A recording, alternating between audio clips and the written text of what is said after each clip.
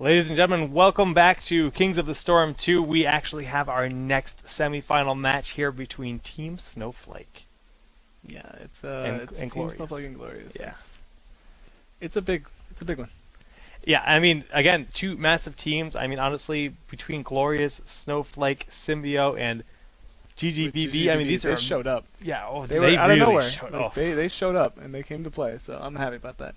But this one was, when you first look at that bracket, you're like, these two are gonna meet, and you know it is. And I'm glad they have. Well, we can actually take a quick look at the bracket to see who they've gone through. Through the day, we actually saw Snowflake go through Ad Victorium, and Team Ludo and Glorious had to defeat XGS and Vex Gaming. So they've made it here to the semifinals on the right side of the bracket, and the winner will be facing Symbio, who just defeated GGBB 3-0. And while 3-0 sounds like a stomp, it was not. It was the last two games were close. Yes, the game 1 was a bit of a stomp, but game 2 and 3 came down to one engagement at the end of the game, which can happen quite often. But it looks like we have the draft starting right now, so we're going to hop right on over, and we see that Snowflake is going to be banning Stitches. Right, and before that, Glorious had actually already banned Tychus. Oh wow! So Tychus? Yeah, we're already going. We have Tassadar picked up on Glorious,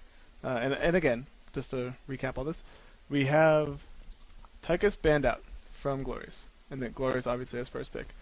We have Stitches banned out from Idra, so no Glaurung Stitches this game. No Glaurung Stitches. We have Tassadar picked up by Glorious, which has already been picked, and then we have Snowflake with Arthas and Tyrael. Now, I'm surprised that we're actually seeing LZ on the Arthas and not the Tyrael, because LZ is actually he very frequently likes to play Tyrael, and he's very good at it. But again, these characters aren't necessarily locked into that exact player. They are allowed to distribute the characters to whomever they want on their team. Maybe they're trying to, I don't know why they try to hide that from their opponent, but I mean, you never know. Strats, mind games. You never know. Mind games. And something that I imagine we'll see almost every single game in this set is that Snowflake will probably ban, if they're second pick, Snowflake will probably ban Stitches every time. Because I know for a fact that Idra and generally the rest of the team don't like having to deal with Stitches. They recognize how much of a playmaker he is, and they just opt to not deal with him in general. And I mean, they know Glaurung better than anyone, as they frequently with him. He was once a part of Team Snowflake, and they know how scary his Stitches can be. So they definitely do not want to give it not only to any opposing team, but a team that has Glaurung on it. I mean, his Stitches is quite scary. Abathur, yes, this is interesting. This is Tassadar, Abathur, Zeratul. Very interesting lineup. Obviously, they don't have to worry about picking up a tank right now because Snowflake already has two of them. There's very small likelihood that Snowflake will actually pick up a Shen or a Diablo. I highly doubt that they're going to do that. They could try to do it and do like a starve out comp where they just take everything. Likely not happening. Yeah, I mean, I would find that very unlikely that happen for sure. But you know what, Abathur, I'm really excited to see him, especially on Garden of Terror. It's a very large map, and you have the additional push that you get out of him. I mean, we saw the promote earlier today, and on Syracuse. It was Syracuse that did it. Yes, so we're going to see it again. We could see it again. Absolutely, because you have the Locust, you have the Omnipresence anywhere, any lane you want to soak at the moment, and then you put promote on a catapult or really any minion, but catapults becomes ridiculous. Yeah, catapults become just god tier. But yeah, I mean, he uses Abathur at a level that a lot of people strive to use Abathur at. He will maximize his experience generation, his experience gain around the map. He'll spawn his locusts in the appropriate area, and he'll still be sneaky while he does it, which is the most important part to me. You can obviously just tunnel into a lane and be in vision and drop your locust and then try to run away, but he'll do it, and you won't really know where he's going to go. So that's a pretty big part of it for me. And we do see that Snowflake has now picked up Uther and Vala. So they have initiation from Tyrael, they have the lockdown from Arthas, the lockdown from Uther, and if they really want to, they can have the lockdown from Vala as well with Reign of Vengeance, which we've seen many times in this event. From the day that Idris started playing this game, he has always leaned Vala. That's kind of his hero of choice, and I'd be shocked if we don't see him on here. It happened. Asmodan, oh my gosh. Okay, I really did not think we'd be able to see an Asmodan today. I've personally been playing Asmodan, and I actually think he's a pretty mediocre character in most scenarios. But you put Asmodan in a game like this on Garden of Terror, and you can definitely probably going to go the full-on Merc build, the full-on minion build, where he really just uses the general to have that omnipresence. You can cast the general on any minion on the map anywhere that's friendly, including Banelings, including Wall of the Dead from Zagara, or Nazebo, excuse me. Anything that counts as a non-controlled unit, you can cast it on it, and it's insane. Now, obviously, you don't want to be casting it on Banelings. You don't want to be casting it because then you're giving a buff to a unit that's going to die. But it's still something you can do. Just a fun fact, I suppose. But so Falstead's last pickup for Snowflake. So pretty much what we're seeing right now is like two major archetypes going up against each other. Yeah. Like this is literally old versus new, I would say, where you have the Snowflake comp is as standard as it gets. Yep, absolutely. It's double assassin, at least one warrior, maybe two, at least one support, maybe two. Like that's as standard as it gets. And then you look at Glorious's comp, and you're just like, what am I looking at? I mean, you have the promote from Abathur. You have the general, which is effectively a promote coming from Asmodan. They have lots of presence in multiple lanes on the map, and then Brightwing also omnipresence. Anywhere she needs to be, she can just phase shift onto an ally. And I mean, they're going to be able to get the skulls, pressure with minions, get as many Merc camps as they want, and try to keep the seeds in their favor, or at least even with the opposing team to push them down. Everybody's good to go, so we're going to start up this game, and oh my gosh, I am excited. We're seeing an Asmodan, Matt. So, I've been sitting here, and normally I'll talk a lot in these picks and bans, because it's what I do, and I like analyzing the game. All that I see right now is it seems like it's a one-way strategy. It's like the only way that they can play this composition is to have a really insane push comp. But in my mind, everything that Snowflake has counters that push comp. They have Taz, and they have Vala. Those two things can stop a push in their tracks. You can Sidestorm, and you could just dump everything that Vala has. So I don't know if this is going to work. And on top of that, the engage that can come out from Snowflake is terrifying. Shoutouts to Snowflake's logo. Shoutouts to that. The fun fact, let's just explain that really quick, because every other league you see, they actually just use an image of a snowflake. LZ Gamer actually requested that we use this kitten as a kitten and named it Snowflake. He owns a white kitten, and they named their team after it. It is so cute. Anyways, so when it comes down to it, like if there's a straight up fight, I give it 100-0 to Snowflake. Oh yes, I mean they don't have that. I mean, now granted, there's a very very faint chance that we're going to see Cthulhu do a more his E ability. I can't think of the name of it at the moment. Is a new hero where he tries to channel and just burn down. The thing about that ability that makes it so poor, I guess, it's really the only way he can team fight. And if you stun him, it's on cooldown for 6 seconds, which is a very long time for a channel ability. He can channel it until he runs out of mana, but if you stun him, it's on a 6-second cooldown, and he really can't do a whole lot other than summon minions. You can see they're wanting to pressure him. Fun fact, Asmodan actually has almost as much health as Diablo. He's a specialist, but he has a boatload of experience because of his massive size. He's very easy to body block and put in a bad situation.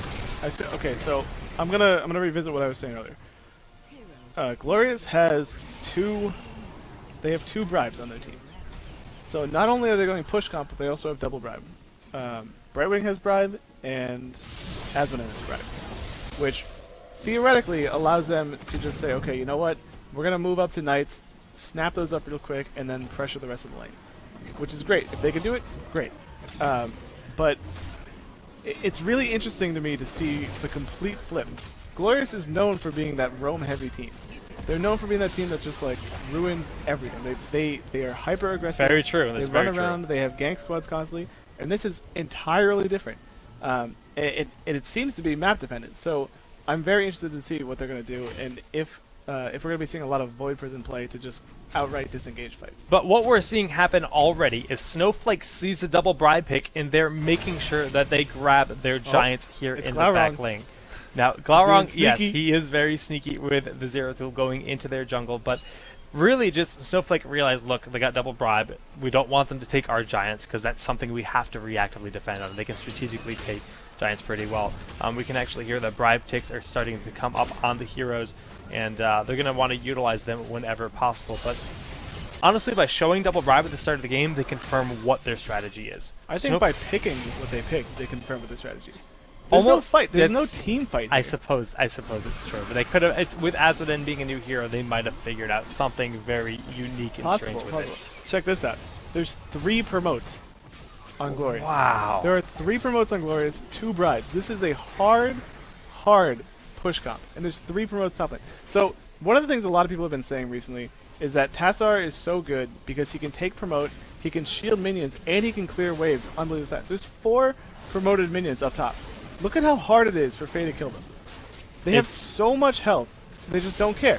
They literally do not care. Oh. And Tassar will just walk forward, throw a Side Storm, And throw a shield on the really minion, cool. and then you also have Abathur jumping in, shooting on the minion. Tassar, though, up top, getting jumped in on. It should be able to get out. Well, as a fan of this kind of strategy, I'm loving it so far. I'm going to be, very anxious to see how it pans out. But again, we see Glaurung going in here immediately with Abathur to jungle and get these knights. They don't even have to use bribe stacks. They're getting giants in the enemy jungle, and that's a really, really nice play on his part there. And he can just blank out. That's the nice thing about being a Zeratul. The issue with what he's doing right now, it didn't come back on him, was that Tassar left top lane, so there was no pressure up top. There was no reason for Glorious to stay up there, but instead they opted to go, okay, you know what? Let's just do seeds. So they cleared the entire growth in the middle of the map up top. They got that. Giants are now pushing mid, which is going to force Tyrael to deal with them.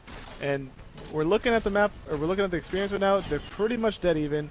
They have Merc Lorded Merc Giants Lord, now yep. as well, We which get that are level going to 7. get buffed by a general, And which is terrifying. now here's the interesting thing: the grave or the plant terror, excuse me, the plant terror is going to be here for Snowflake at any moment, and basically what's going to happen is they're going to have to defend the terror no matter what, but they're going to have all of the other lanes being able to be pushed. So Snowflake's not going to be able to push as 5 with their terror. There's just no option because their other lanes are going to get pushed back so hard by the promote, any kind of Merc Lord mercenaries we see. I mean, even this bottom lane right now, the push is coming. And I wanted to make a special thing here. Glorious actually captured or killed the wow, that got roasted by that plant.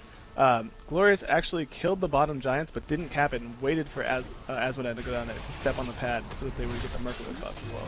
So, I mean, it's not the first time we've seen that, but it's very apparent that this was their intention the whole way through. And they're just and saying, I like it. Yeah, they're just deciding, hey, look, we're actually going to use this to help control the seeds as much as we can, and we're going to see them pressure here in the bottom lane. Now, Glaurung, he has no fear. He's just going to walk on right through here, get polyed, but he'll be able to just kind of hang out in the back and be safe.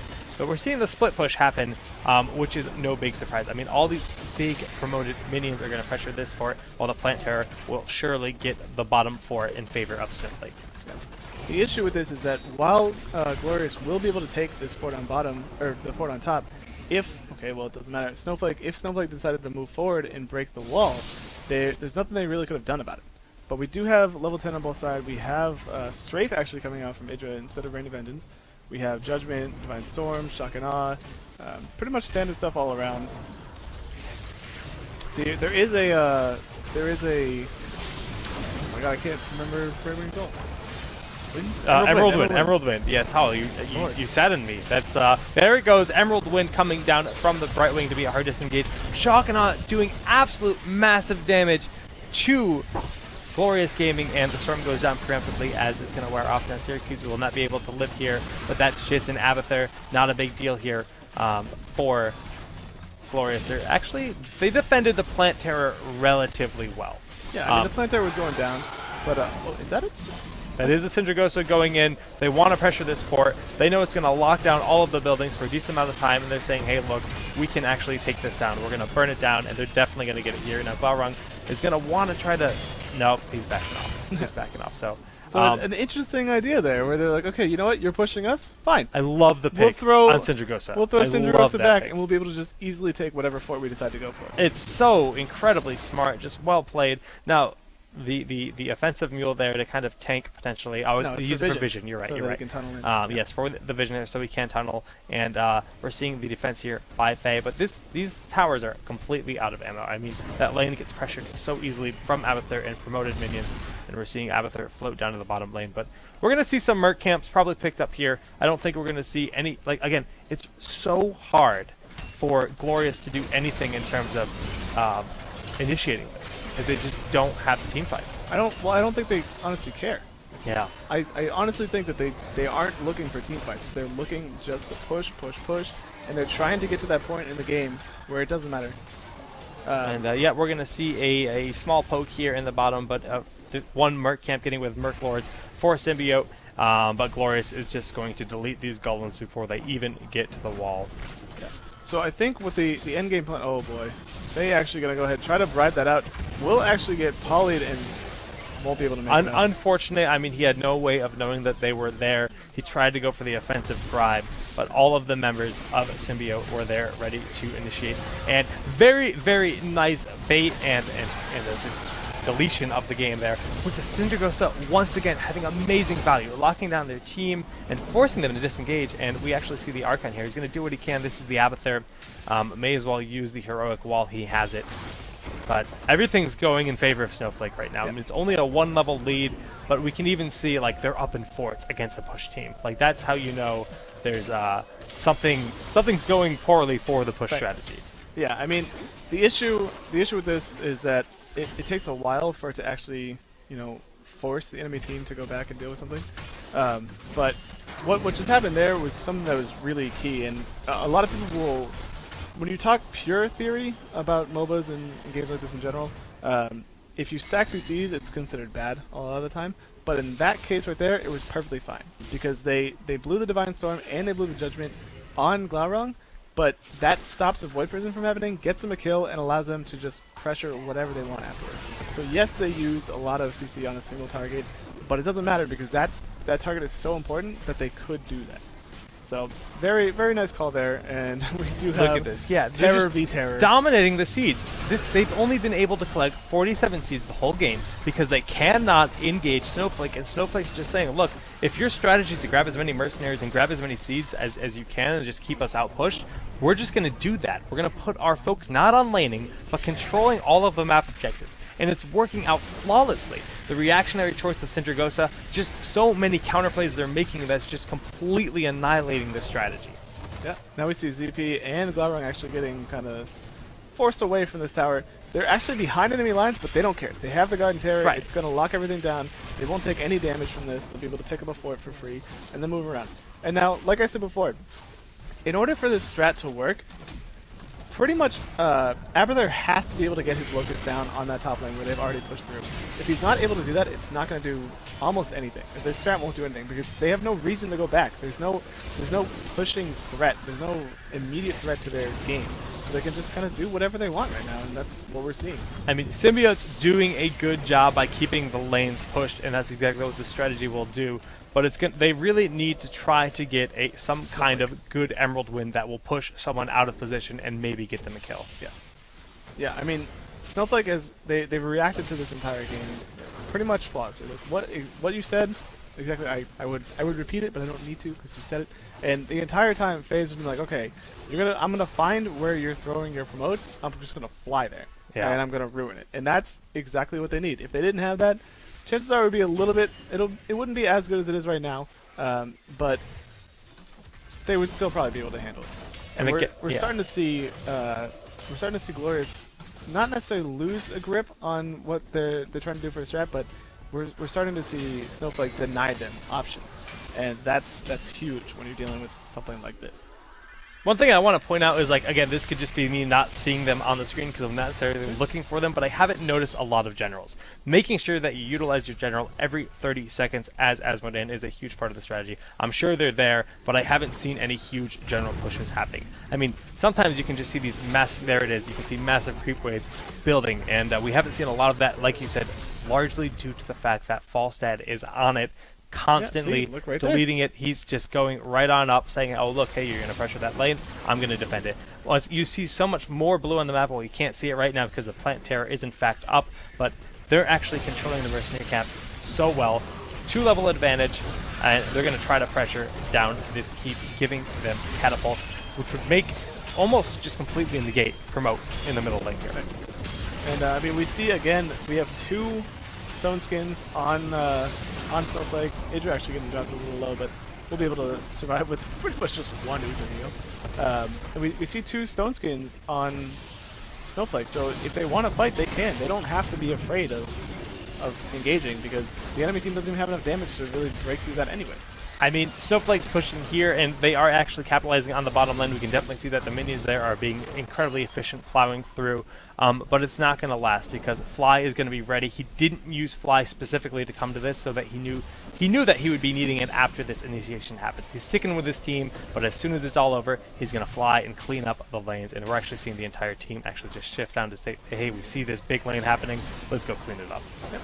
They'll be able to swing right back in for another round of seeds. Actually, they've pretty much already started. They're eliminating the Avatar clone right now. It's gone, and now they're just going to swing right to seeds. They've already started doing them. They're at, what are they at, 26 seeds right now. After they cap this, they'll be around 50. And then once they take the Terror again, they'll be really close to being able to get another one. And it looks like this time around, Glorious wants to go for a Terror. I think they're trying to get enough seeds. They're saying, all right, we're more than halfway. Let's try to get 100 seeds and push with a Terror ourselves. We need to get that XP to push us back in the game. Level 16 helps them out quite a bit. The talents that you get at 16 makes Chthon Lux, Asmodin more viable. When you get March of Sin, you can actually walk while channeling the E, making an actual, he can actually do some pretty solid damage as a hero. Prior to that, it's pretty much a hero that just cannot teamfight at all. So March of Sin, that's what you were hoping he was getting? Yes. Because he got Demonic Smite. Demonic Smite. Oh, March of Sin is 13, I think, actually. I'm wrong. Demonic Smite is very good. My apologies for getting that. Just makes sense. Swapped for, yeah, so see, yeah. So this right here is another reason that we're seeing. Tassadar can take the minion buff, where your shields will do more on minions, and he can also take Kalas. So it sticks around. And so you buff the minions as they come down the lane. They have a shield on them. Then you promote them. Then you just keep just stacking buffs on them. And if you don't respond to it, granted, as we've said a billion times this game, Snowflake has responded. But if you don't respond to it, good lord, you are going to have such a hard time. Well, I mean, they're trying to get some push here in the bottom lane, but they're actually using the plant turret to defend, which a lot of people, you know, when you're solo queuing, you say this is a really weird decision, but they just want to keep the push back. It's a push strategy, counter the push. We're seeing March of Sin being quite effective here on the plant terror, but it's going to drain Chthon Lux mana pretty well, and that's a really, really, really nice Void Prism, keeping Chthon Lux alive and allowing them to disengage. I mean, they have 2 hard disengages, they have Void Prism, they have Emerald Wind. It makes sense exactly what they want to do in this composition, and they're just going to try to pressure this top lane, but Falstad, you can already see him moving up the map. He will likely be flying up to react there. Yeah, it's really weird that they knew that this was going to be on Garden, and they went with this push strat, because the plant that the Terror summoned just obliterates minions. So even if they just sometimes use it on defense, it's going to stop an entire push that might have taken a minute, 2 minutes to build up. Yeah, like you said, even though the map's very large, it's not necessarily working out here. I mean, I'm sure they practiced this, but this kind of strategy does work on a series of maps. Nice Syndra goes here, locking down a few players and stopping this keep. This keep is going to fall for sure. It doesn't have a lot of damage. We're seeing the Heroic go down from Asmodan, and the blink in from Glaurung. He has to get out though. Idra might, oh my gosh, the beautiful shield ally going in, and I believe Storm Shield on top of that. Excuse me, level 20 has not been hit, so it was not Storm Shield. Yeah, we see a pretty decent engage here actually in favor of Glorious. They actually stopped the keep from dying, and Idra actually going to lose his life as the Singularity does hit. We now see LZ trying to make it out. Will ZP be able to get in, do anything to stall him out? He does have Distortion Beam, so the auto attack does get down, and LZ is going to lose his life. Now, we need to see a really big swing here. We need to see a lot of Merc camps taken. I mean, honestly, getting it's a big push on bottom. Yes, getting some kills like that is exactly what they needed. They're back in this game. The level advantage is no longer there. Level 20 makes a big difference, for sure, but they're going to have promoted Giants pushing, and then Merc Lord, again, Knights here in the bottom. The bottom lane is massively pushed, and 3 players are still down. This allows them to go all over the map. Now, Faye even, they could try to rotate up to get a kill, but they're not going to do that. They're healing up. Brightwing's going to bribe these guys down here. Bribe's actually not available for bribing at the moment, it seems. And One bribe. One bribe is ready. So he's And waiting Asmodee for will come big... over to step Yep. on the pad so they get the Merc Lord. And I think they may have swung up if Glaurung wasn't so low, but he left with like 70 HP. So Yes. he felt like he needed to go heal. Probably rightly so. I mean, And, yes, they're back in the game at this point. Honestly, it's really, really they're good close. for them. It's certainly close. If they win another team fight like the one that they just won, then I wouldn't be surprised to see them bring this back. Now, the reason they didn't cap that, they waited for the Asmodee, is because Asmodee has Merklord, which is a talent which makes it so that your mercenaries are a little bit stronger, bigger, and have more health. But you have to cap with that hero. It's not global. And now we have every ult on both teams is up. We have extra damage on Falsteads, we have extra size on Uthers, we have 2 Resurgences of the Storm, and we have extra damage on Vala's ult as well.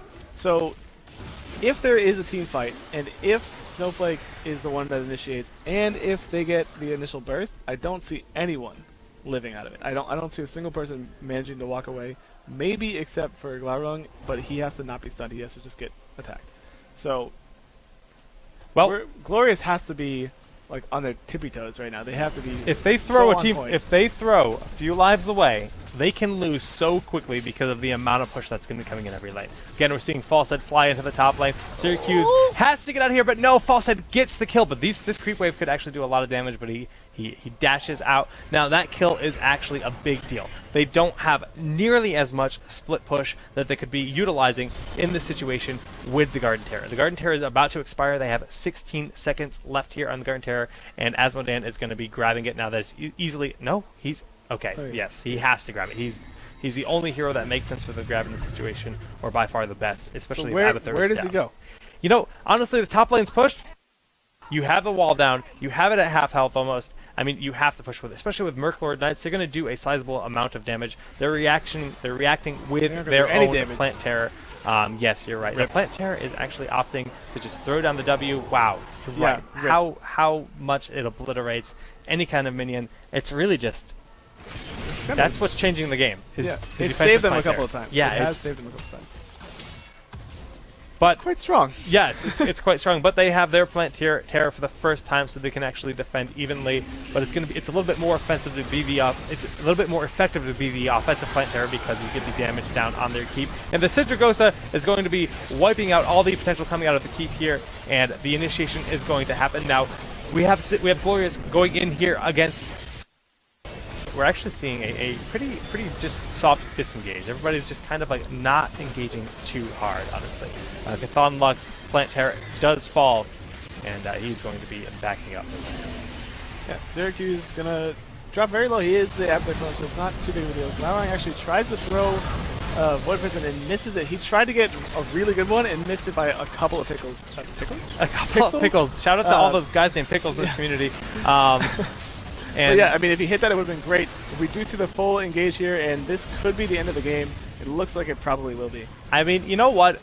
I just have to give props towards the end of that. I mean, they got that one initiation, and they really showed what they were trying to do. It looked like they were going to come back into the game. The resurgence comes up for Asmodee, but it won't matter too much. He's going to get a kill. They have to back off just because it's not worth throwing the game. But honestly, Chill Attack, oh my god, the dunk is real. I mean, Slamma Jamma time. Nice job, Asmodee. But shakalaka. wow, boom shakalaka. This is gonna fall here. So actually, keep forgetting the game's not over. The game's not over. Resurgence. I forgot that Asmodee had Resurgence. Yeah. I looked at it and I know that Tyrael and Arthas both had Resurgence, but I forgot that Asmodee had it as well. So that's a thing. And notice that no damage actually went onto the core. They didn't actually manage to break. That death, while it didn't really make or break anything from Arthas or Tyrael, it did just stop. So we could still be in this game. I mean, top is now completely open. There's not going to be any stopping point. The only thing that will stop will be minions and the core. Right. So if we get if Snowflake doesn't pay attention to the catapults, that will certainly be promoted and most likely be generaled. Now this is interesting because they were trying to wait for the Asmodee to get here to get Merklord, but they said, okay, we've waited too long. They're getting close. We need to just grab the Giants and let them push. We have Merklord in the bottom lane, which is really big. They have Merklord in the bottom, so Falstead has to react down here. Granted, they have Knights here, but these catapults, you promote the catapults here in the top lane, wreck.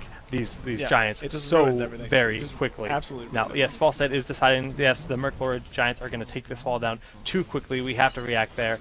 One thing I wish we were seeing is I wish we were seeing Zeratul offensively go in the jungle and try to get the gank base. on Falstad. I agree. I really think wish that'd be really good. they would try something like that, because I think that's what they need to get back in this game. You take But look Falstad at that out. bottom at the Knights right now. Yes, you're right. This is going to be a contention here. And it looks like they're just going to kind of peel off. They can see Arthas in the top lane. LZ Gamer is defending those massive catapults here, but we have the initiation coming down from Glorious on the Knights, and they're going to actually be able to get these pretty quickly. I mean, we see that they're posturing. Snowflake is backing up, and they're going to initiate right before the Knights go down to try to... The Merclord Knights are in, and the Emerald Wind goes down, followed by the Void Prism. Beautiful play. They got what they wanted. They can disengage, and now they can just go push other lanes, and that's exactly what they're going to do. It cost them a lot, but it didn't cost them their lives. It's what matters. I mean, that's what the heroics are there for, the disengage. The heroics are there for the push, and that's exactly what they want to do. The top lane, I mean, LZ had to abandon the top lane. FaZe here to react, but still, they're just going around the map and collecting the mercenary camps, and that's precisely what they wanted to do with the strategy. Yeah, them losing that top fort, or rather the top keep, was actually really big. It's an issue. It's huge. It's an issue. The catapults make like their strategy. You didn't see it, but it benefits. just happened. Exactly what you were asking for just happened. Glaurung went on the map, saw that Faye was defending, and was like, no, we're done with this. Beautiful. Went in, dropped her, walked out. That's beautiful. I'm really glad to see it happen. I'm sad I missed it. It's okay. So, right now, in my opinion, we need to see Snowflake force an engagement. It has to happen. If they don't, then Glorious is just going to constantly keep chipping away at the space over and over. And while they can play the patient game, try to wait till they have those pocket aces and then go all in, it might not happen. Like they really need to make a call and say, okay, we need to either march down mid, we need to march down bottom. So we have to go do something and just make something happen. Maybe even get a catch on Glorious, one of their mercenary camps. Yeah, I mean, that. I think that's really what we need. We need to see some players get picked off, because once any team gets picked off, the opposing team is going to be having trouble defending. Now, coming in here, just using the heroic for Asmodee and dropping those minions in to see if they can burn down some of these buildings. And we're just seeing, just really they're posturing to try to just keep them pressured. They realize this top lane is going to be pushed back pretty hard, so Glorious, or Snowflake will be defending here, and Glorious wants the pressure in the bottom. Now, there's another thing that's going on right now, which anybody that's played against this strat knows that it happens. And it's basically just psychological warfare. Because it doesn't matter what you do, you're almost always not going to be able to kill these things fast enough, so you just start getting frustrated. Because you're sitting here, you're like, okay, like, we're clearly beating them in team fights, but they just have so much PvE stuff coming at us, and it's like, ugh, we can't clear this trash fast enough, this is so annoying. And it just keeps going from there. Now, I don't know if I agree with the bribe there. They had all 5 people there. I'm not sure if they needed to. Here's something that we haven't pointed out yet. Symbiote, not Symbiote. Snowflake? Not Snowflake. Glorious. Glorious, yes. Third turn. I can't even talk. Almost. Right now. Almost Anyways, try is an almost try. they're up in kills right now.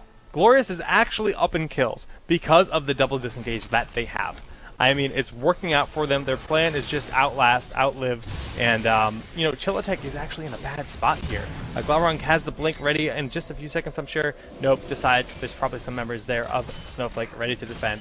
And the plant tear, though, that's exactly what Snowflake needs to push back. This is it. This is their push. This is their time. They know where Glorious is. They see them doing this terror down bottom. If they just bypass this, run down, they have to make sure they do not get caught in a Void Prison.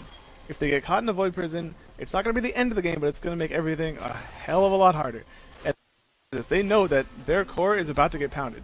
Like, this is effectively a base race right now for them. And if they don't fully commit and do this perfectly, bad things might happen. That helps. That helps. That's okay. They're still okay. It doesn't ruin anything. Helix goes in and throws a great Divine Storm down, stunning all 4 members that are not in there. And we're seeing a fantastic string from Israel right now as well. It really just looks like they're going all in here. They're just going at the core, and they're going to be able to burn it down fast enough. The plant terror is just too strong for a composition like this to be able to defend it. Now, again, the Void Prism was good, but it really just delayed the inevitable. You can't Emerald Wind a Plant Terror forever. I mean, it's so much disengage and only so much defense that you have with that kind of composition, and you certainly do not have the amount of damage that you need to burn something like that down. I mean, let alone the rest of their team who's going to be coming in, throwing everything they have at you. Right. I mean, I talked about it in that game, and I said I wanted to see it. They had to pull the trigger and just go. They needed to go for it before they got chipped down, and that was a fantastic time. They cleared the majority of the lanes, so they didn't have to worry about any kind of just like massive wave coming in. Granted, they did have those catapults up top, so if they lost that there, pretty good chance they could have lost the game. Oh yes, absolutely. I mean, honestly, almost guaranteed. Yeah, seriously. But they chose the right time and they struck, and that right there was what matters. The ult that came out from Keelax on Uther at the end of the Divine Storm was perfectly on point.